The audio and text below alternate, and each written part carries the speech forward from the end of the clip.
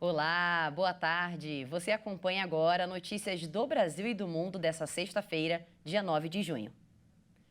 O Banco Central registrou novos recordes de transações financeiras via Pix nessa semana. Nos dias 6 e 7, foram feitas mais de 124 milhões e 700 mil operações.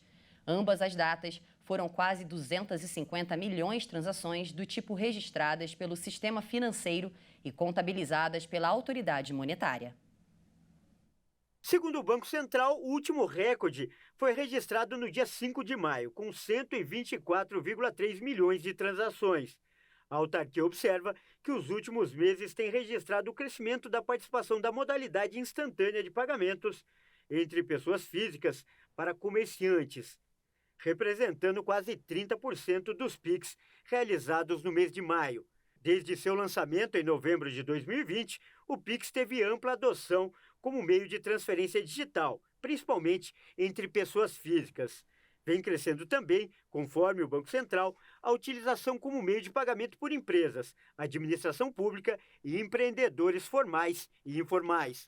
Conforme o relatório de economia bancária do BC, em 2022, 51% das transações Pix foram feitas por pessoas jurídicas, sendo 30% feitas por empreendedores informais, com ticket médio de R$ 124. De acordo com a pesquisa Prime Time for Real Time Report, divulgada em março, o Brasil foi o segundo país do mundo que mais utilizou meios de pagamentos instantâneos em 2022, ficando atrás apenas da Índia. No ano passado, o Pix ultrapassou a marca de 24 bilhões e 100 milhões de transações do país. Para aprimorar a segurança da ferramenta, o Banco Central anunciou medidas que entram em vigor no mês de novembro. O BC vai disponibilizar campos específicos nas notificações de fraude, para que sejam especificados os tipos de crime, como falsidade ideológica ou conta laranja, e a razão da notificação, como golpe, estelionato, invasão de conta e coação. Outra mudança anunciada é a ampliação do conjunto de dados de segurança do Pix, disponibilizados para a consulta das instituições participantes. As informações devem ser usadas para as análises antifraudes das transações. O Pix possui mais de 149 milhões de usuários e 613 milhões e 700 mil chaves cadastradas no Diretório de Identificadores de Contas Transacionais do Banco Central. A dona do Facebook permitiu que seus funcionários dessem uma espiada em uma série de ferramentas de inteligência artificial que está desenvolvendo, inclusive o bot ChatGPT, planejados para o Messenger e o WhatsApp, que poderiam conversar usando personalidades diferentes. Os executivos da empresa também demonstraram em uma reunião um recurso que chegará ao Instagram capaz de modificar fotos dos usuários mediante comandos de texto e outros que pôde criar stickers de emoji para serviços de mensagem, segundo o resumo fornecido por um porta-voz da Meta. A exibição forneceu as primeiras indicações concretas de como a gigante das redes sociais planeja disponibilizar suas próprias ferramentas de inteligência artificial para quase 4 bilhões de usuários mensais, meses após competidores como o Google, a Microsoft e o Snapchat anunciarem uma onda de lançamentos do tipo. A empresa também está reorganizando as divisões de inteligência artificial e investindo em infraestrutura. O vulcão Anak Krakatoa, na Indonésia, entrou em erupção nesta sexta-feira, expelindo uma coluna de cinzas a mais de 3 quilômetros de altura. A ilha vulcânica emergiu no mar do início do século passado, a partir da cratera, formada depois da erupção do Monte Krakatoa em 1883, uma das mais mortíferas e destrutivas da história. Ainda não há relatos de danos ou vítimas depois da erupção. O estado do vulcão está no segundo maior nível de alerta, depois que autoridades o elevaram em 2022 devido a um forte aumento da atividade. Em 2018, a cratera do Anak Krakatoa desabou parcialmente quando uma enorme erupção enviou grandes pedaços para o oceano, deixando mais de 400 mortos e milhares de feridos. Enquanto autoridades ucranianas mantêm a linha de declarações vagas em relação às ações militares, o presidente russo Vladimir Putin afirmou hoje que a contraofensiva de Kiev já começou. O presidente russo, Vladimir Putin, admitiu que a ação ucraniana teria começado.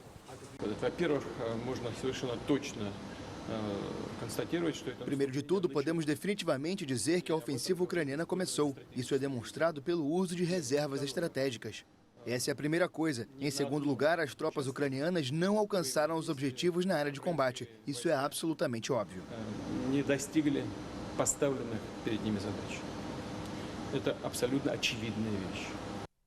Em linha com os discursos nos últimos dias, autoridades ucranianas se mostraram muito vagas em relação às ações militares. Há semanas, Kiev multiplicou as ações surpresa, como drones em Moscou, ataques em solo russo e operações de reconhecimento para testar as defesas do inimigo. Há muito em jogo para a Ucrânia e as autoridades sabem que não vão ter muitas oportunidades para repelir os russos e recuperar territórios ocupados no sul e no leste do país. O fiscal-chefe da Corte Penal Internacional, Karim Khan, visitou hoje a Venezuela e foi recebido pelo presidente Nicolás Maduro. O tribunal estabeleceu uma investigação por crimes de lesa humanidade contra o país sul-americano. Karim Khan visita pela terceira vez o país sul-americano, onde o tribunal com sede em Haia abriu em 2021 uma investigação por denúncias de crime de lesa humanidade desde 2017. Este ano, foram registradas mais de 100 mortes em protestos contra o presidente. Maduro disse que, junto de Khan, foram revisados os avanços alcançados em 1 ano e meio, depois de implementar um memorando em que o governo se comprometia a tomar medidas para garantir a administração da justiça. Organizações defensoras dos direitos humanos questionaram a pouca transparência das atividades de Khan nesta última visita, já que a imprensa independente não pôde cobrir a viagem. O fiscal disse que há bases para acreditar que houve violações sistemáticas de direitos humanos na Venezuela, mas o governo denunciou uma visão claramente prejudicada e alegou que o sistema de justiça responde diante dos excessos das forças de ordem. E olha só que interessante, semana com 4 dias de trabalho será testada no Brasil a partir de novembro. O modelo que já foi experimentado no Reino Unido, Estados Unidos, Espanha e Austrália teve resultados positivos. Após ser experimentado no Reino Unido, Estados Unidos, Espanha, Austrália e outros países, o modelo será colocado em prática no Brasil, por meio de uma parceria entre a consultoria Reconnect Happiness e a organização 4-Day Week Global. O modelo defende que o redesenho da jornada de trabalho é possível alavancar a qualidade de vida de colaboradores e, ao mesmo tempo, incrementar a produtividade das empresas. De acordo com a consultoria, a preparação para a experiência terá início no Brasil já entre os meses de junho e julho. Em agosto, os responsáveis iniciam o cadastramento de potenciais participantes para a experiência. Segundo a Reconnect Happiness, o Brasil foi uma grata surpresa porque existem vários mitos no país de glamorizar o excesso de trabalho. No entanto, mais de 300 empresas demonstraram interesse em participar do experimento. Houve grande aceitação das empresas, desde microempresários até multinacionais com milhares de colaboradores. A partir de setembro, serão realizadas pesquisas quantitativas para avaliar as métricas das empresas envolvidas. Os dados recolhidos neste momento, antes do início da experimentação, serão comparados com números aferidos mais tarde, durante a implementação e após a realização do piloto. Em novembro, o piloto será colocado em prática. Após 3 meses, serão recolhidos dados sobre o desempenho do projeto. O processo chega ao fim após 6 meses, quando novamente são aferidos os números. A expectativa da iniciativa almeja também o compromisso dos colaboradores em manterem 100% da produtividade, recebendo 100% do salário, mas em 80% do tempo livre, destaca a Reconnect Happiness. Para encerrar, uma boa notícia que visa diminuir o número de cachorros devolvidos após a adoção. A iniciativa é da Universidade Federal do Paraná. Vamos conferir.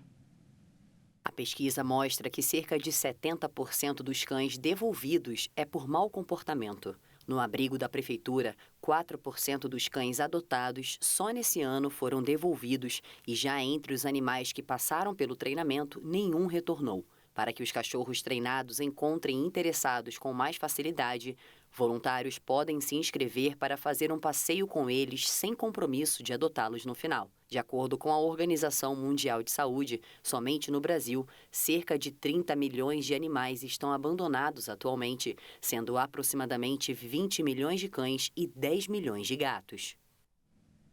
Muito bacana a iniciativa.